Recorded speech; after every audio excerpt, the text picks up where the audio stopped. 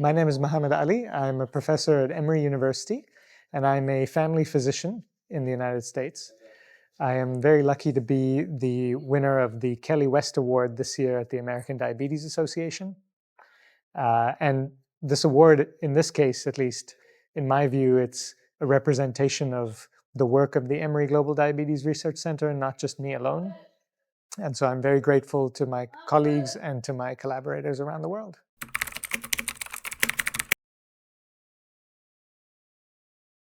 Which is to say that in the first decade of my career, we used averages a lot. So we used averages from observational studies, from clinical trials, to create guidelines and to create policies.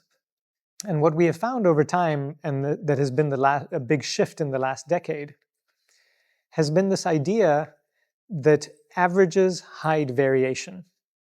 And so average one-size-fits-all interventions don't seem to work for everybody with diabetes, because diabetes is an extremely complex and heterogeneous disease where different people have different manifestations and different people have different responses to prevention and to treatment.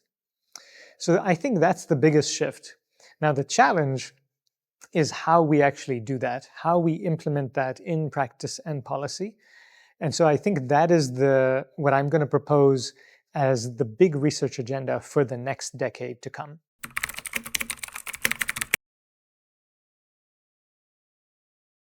So what we have found in two examples I will give you, studies that we did in India.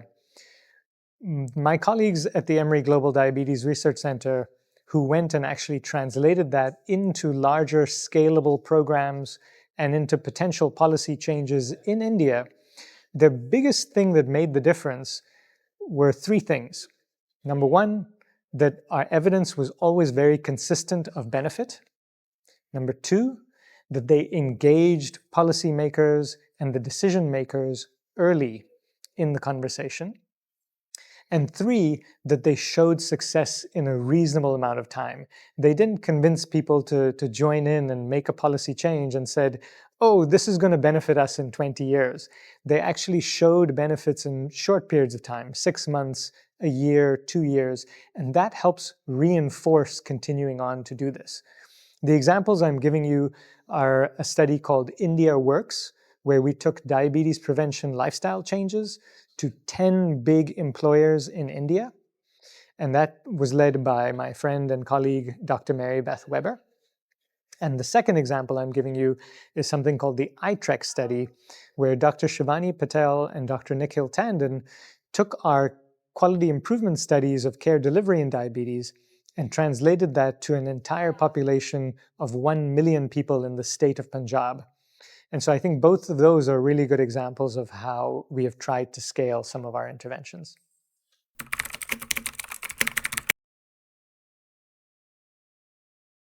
That's a great question. So the reality is that a lot of the cost-effectiveness studies that we have done about diabetes interventions are probably about 10 years old. And especially now with such immense changes in diabetes, with the advent of the GLP-1 receptor agonists, with SGLT2 inhibitors, with a number of different approaches to precision diabetes, we don't yet have a lot of good cost-effectiveness data. And all of these new classes of medications are unfortunately extremely expensive and only tend to be accessed by people who are either wealthy or extremely well insured. So where I would advise you is that the older data seems to suggest to us that diabetes prevention through lifestyle change, screening for diabetes complications like eye screening, foot screening, and blood pressure management and lipid lowering were the most cost-effective interventions at least a decade ago. Those still apply to everybody. What I would argue is that for us to be the most cost-effective in the new age, in the precision diabetes era, is that we should apply those ones that were cost-effective 10 years ago to everybody, and then selectively, we should find out who are the most likely to benefit from the expensive interventions, like the GLP-1s and the SGLT2s, and we should allocate them to those who are likely to benefit the most in society. So it's a long way to answer your question, But I think we basically need a lot more data, and a lot more data from low middle income countries, which brings me to the last point, which is that I believe global collaboration is critical in how we think about addressing diabetes. And to me, improving the data situation in low middle income countries is going to be a high priority to achieve that.